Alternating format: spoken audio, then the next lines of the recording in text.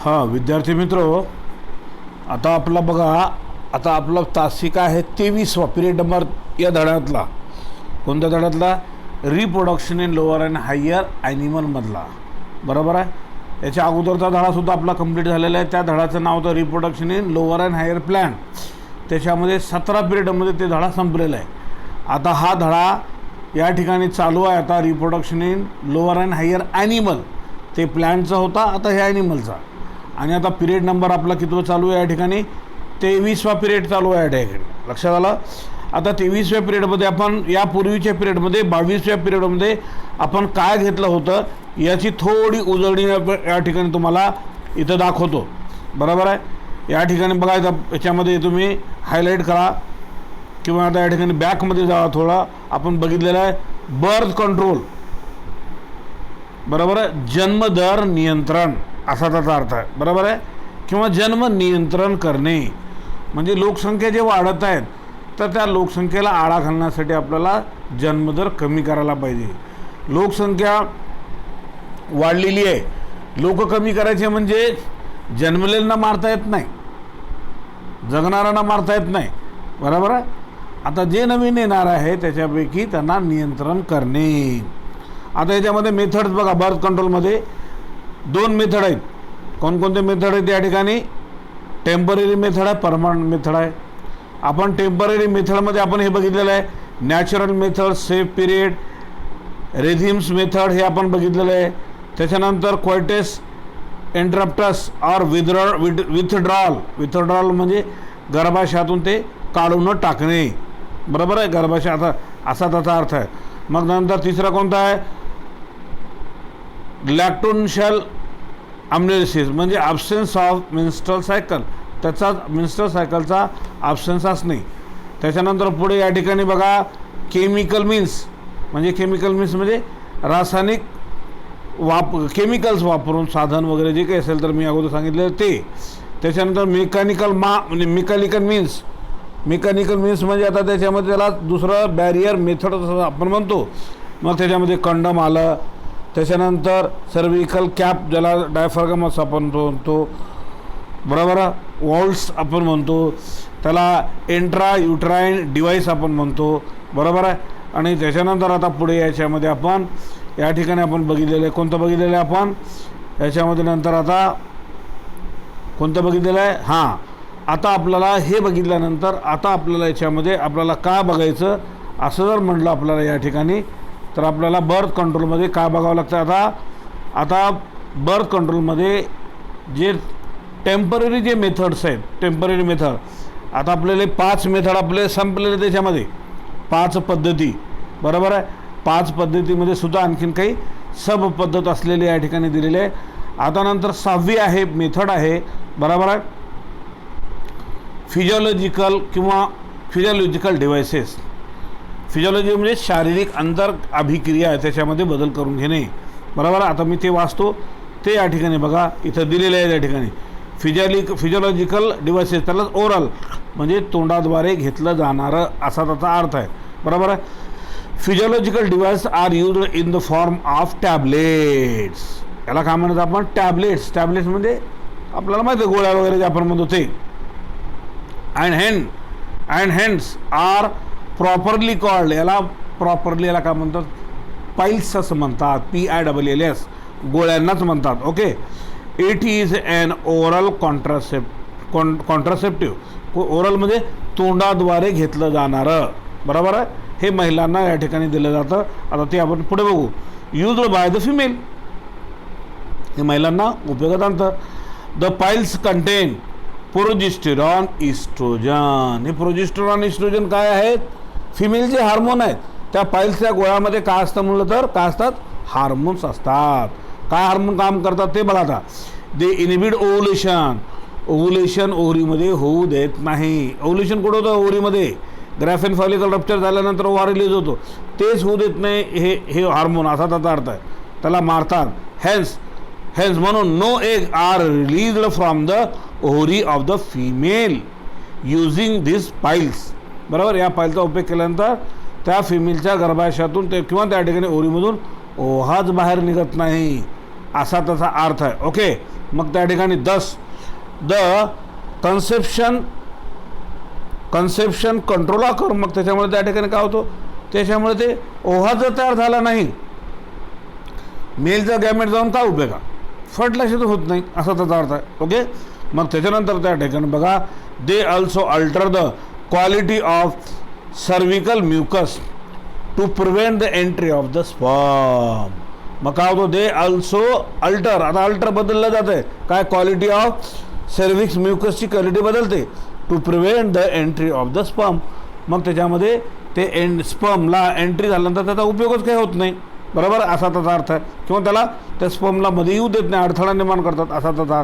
The piles have side effect such as, आता हेच पाईलची गोळ्या महिलांना जे दिले जातं ह्यांच्या बर्थ कंट्रोलसाठी मात्र महिलांना काही साईड इफेक्टसुद्धा आहेत, खूप प्रॉब्लेम महिलांना येऊ शकतात, असा त्याचा अर्थ आहे. त्यांनी ते इथं दाखवलेलं आहे, काय साईड इफेक्ट आहे तिथं, the piles have side effect such as,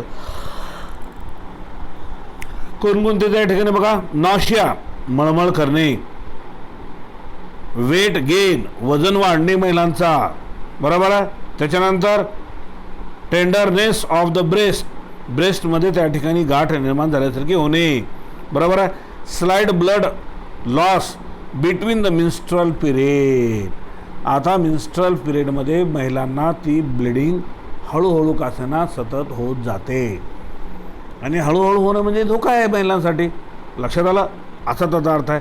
आणि मेन्स्ट्रल सायकलचं त्या ठिकाणी ॲबनॉर्मॅलिटी होते, आणि ब्लिडिंग झाल्यामुळे महिलाची शरीर प्रकृती खालावते, बरोबर, रक्त नाही राहिलं तर का उपयोग आहे ती, असा त्याचा अर्थ.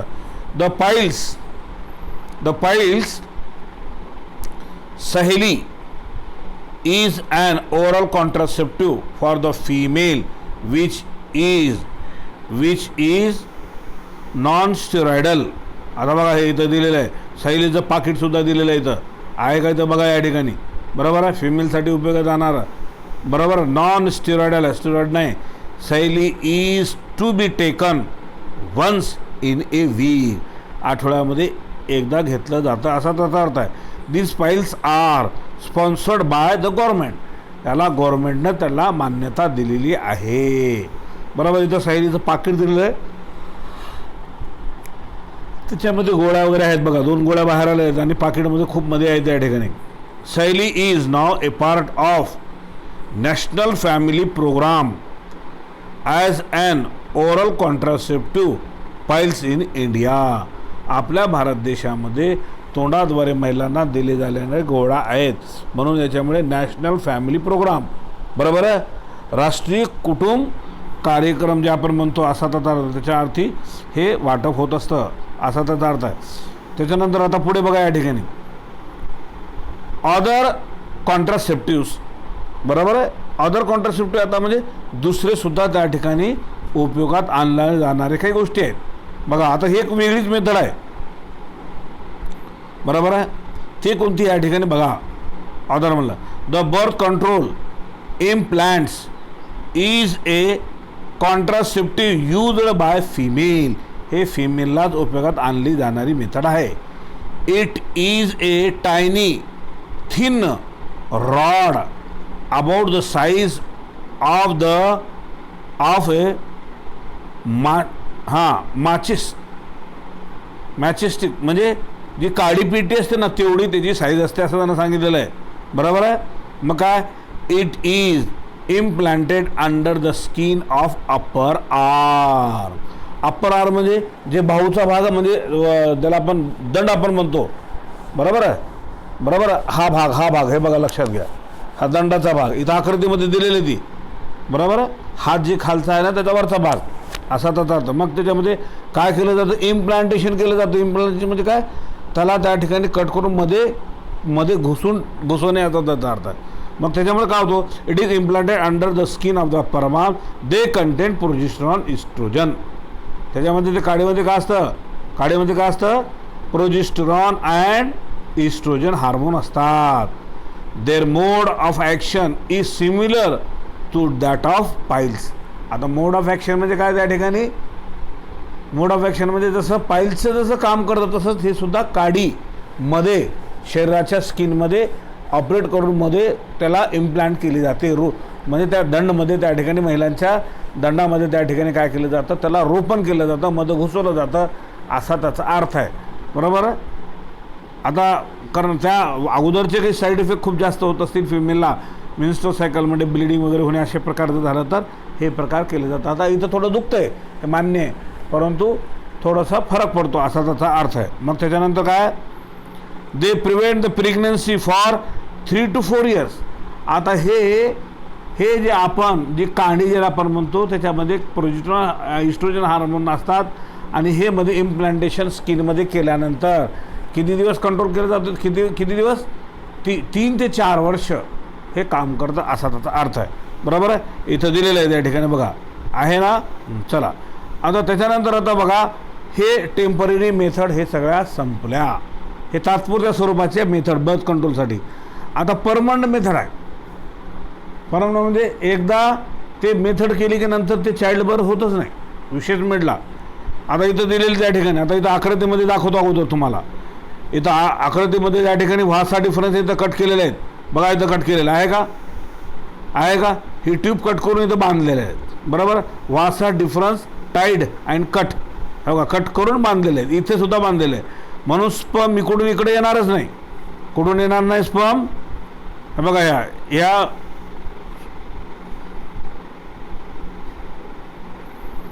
ह्या ओव्हरीमध्ये तयार झाल्यानंतर स्पर्म असं येणारच नाही, इथं येईल, इथं बांधलं गेलेलं आहे, पुढे जाणारच नाही. इथं कट आहे, इथं ब्रॅकेट, इथं या ठिकाणी कटिंग आहे का, दिसते का तुम्हाला. बरोबर आहे. त्याच्यानंतर आता इकडे जरी बघितलं तुम्ही या ठिकाणी, इकडे सुद्धा तसंच त्या ठिकाणी. म्हणून फिमेल जरी गॅमेट आला तर मेलचे स्पर्म त्या ठिकाणी ट्रान्सफर होणार नाही. लक्षात आलं, असा त्याचा अर्थ या ठिकाणी. आणि ह्याला म्हणतात वासोक्टोमी. वासोक्टोमी म्हणजे कटिंग ऑफ द व्हासा डिफरन्स. आता हा व्हासा डिफरन्स कट केलेला आहे बघा वाटायचं. आता त्याच्यानंतर दुसरं या ठिकाणी इथं फिमेलच्या रिप्रोडक्टिव्ह सिस्टीममध्ये, बरोबर आहे, इथं ट्यूब फॅलोपियन ट्यूब कट केली जाते. इथे बघा आहे का फॅलोपियन ट्यूब, त्यालाच ओव्हिडक्ट आपण म्हणतो. बघा fallopian tube tied and cut, fallopian ट्यूबला बांधलं जातं इकडं आणि नंतर त्या ठिकाणी काय होतो, कारण इकडं ओव्हरीपासून, या ओव्हरीमधून निघालेला जो ओहा आहे, ह्या ओव्हरीमधून निघालेले ओव्हरीमधून इथं ओहा निघतो, इथून असं जातो एंट्री करून, याच्यातून असं या ठिकाणी पास होतो आणि पास झाल्यानंतर हा ओहा इकडं जाऊ शकणार नाही. का जाणार नाही, कारण इथं कट केलेलं आहे नाही. तर आलं लक्षात, असा त्याचा अर्थ आहे. ओके. हां चला, आता याला ट्युबोक्टॉमी असं म्हणतात. हे परमनंट मेथड आहेत. आता हे परमनंट मेथड हे या ठिकाणी काय आहेत, आता इथं आपण या ठिकाणी बघूया. बरोबर आहे. दोन्ही मेथड तुम्हाला या ठिकाणी दाखवलेले आहे, परमनंट मेथड आणि टेम्पररी परमनंट मेथड ट्युबोक्टॉमी व्हासोक्टॉमी. बरोबर आहे. टेम्पररी मेथडचे आपण झालेले आहे याच्या अगोदर. आता बघा परमनंट मेथड मी वाचतो ते बघा या ठिकाणी काय आहे परमनंट मेथडमध्ये. The permanent birth control method is the men is the man is called as vasectomy. Man म्हणजे पुरुषामध्ये याचा वापर केल्यानंतर त्याला व्हासोक्टॉमी म्हणतात, कारण व्हासा डिफरन्शियाला कट करणे म्हणजे त्या ठिकाणी काय म्हणून आपण त्याला, बघा इथे असलेला भाग मी आत्ता दाखवलेलं तुम्हाला ते आहे, हे हा भाग राईट. चला ओके, याला व्हासोक्टॉमी म्हणतात. In women it is called tubectomy. फिमेलमध्ये हे इथं ट्युबोक्टॉमी राईट. चला पुढे. These are surgical method also called sterilisation. आता ह्याला काय केलं जातं, स्टरलायझेशन करून, निर्जंतुक करून, पोटामध्ये कट करून, ऑपरेशन करून, त्या ठिकाणी फाडून, त्या ठिकाणी पोटाला त्याच्यामधले मेल असेल तर मेलच्या वासा डिफरन्शियलला कट केलं जातं, फिमेल असेल तर फिमेलच्या फॅलोपियन ट्यूबला कट केलं जातं, असा त्याचा अर्थ आहे. कळलं तुम्हाला आता मुद्दा राईट. चला आता पुढे बघा या ठिकाणी.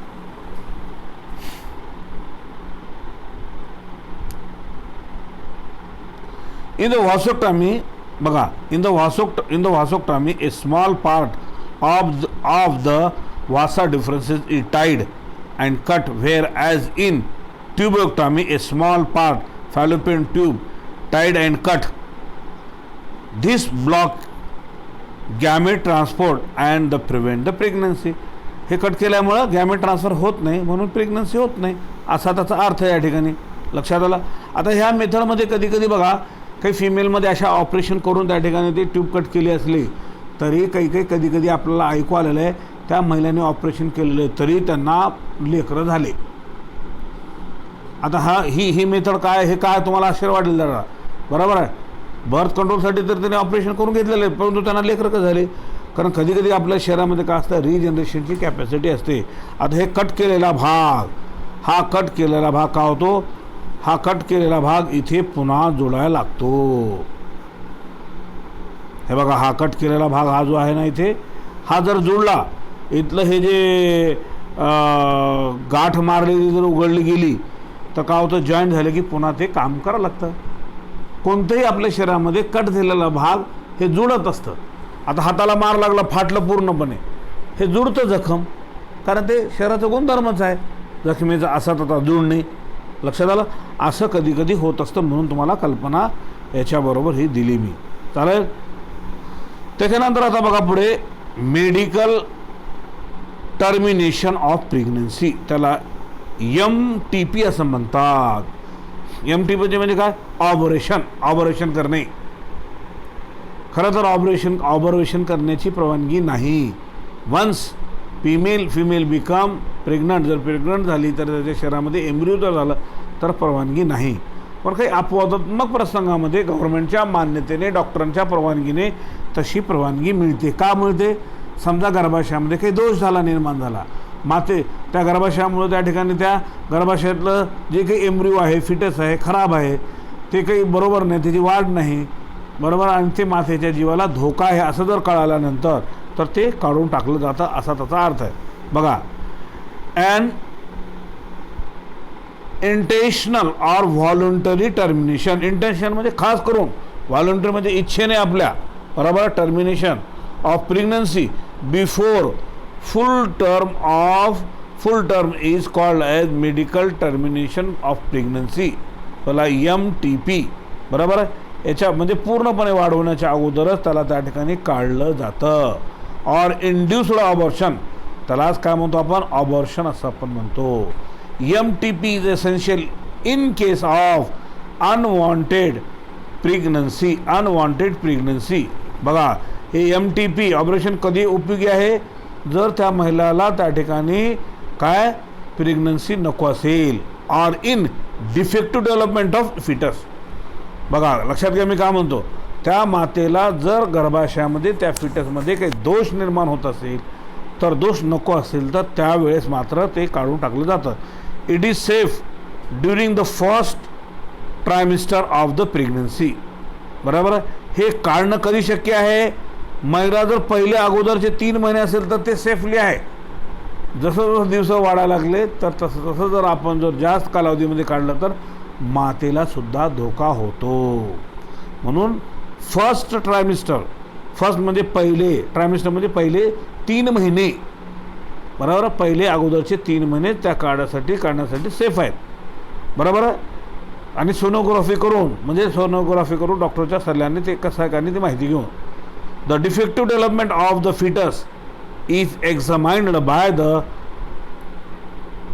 अम्नियोटेसिस.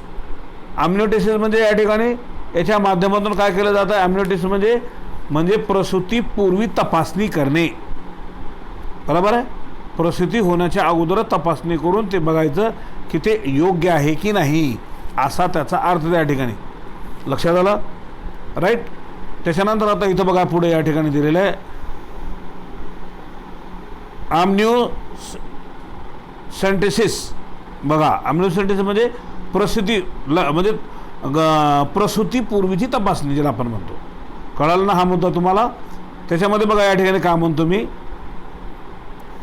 अम्नियोटिस या ठिकाणी, it is a process in which amniotic fluid containing the fetal cells is collected using a hollow needle inserted into the uterus.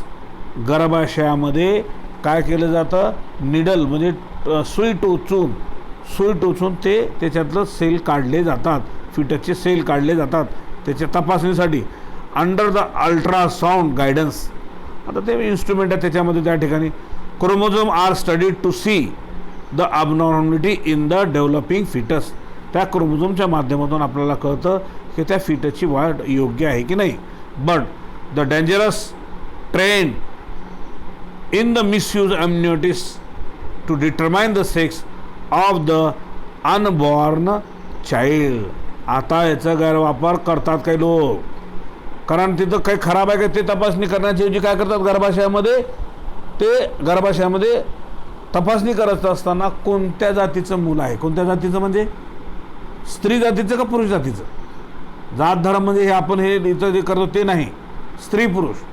आणि एखाद्या स्त्री जातीचं जर अपत्याचं फिट जर असले एम्ब्रियो असेल तर काय करतात लोक, काही नको आपल्याला ऑपरेट करून टाकायचं म्हणतात.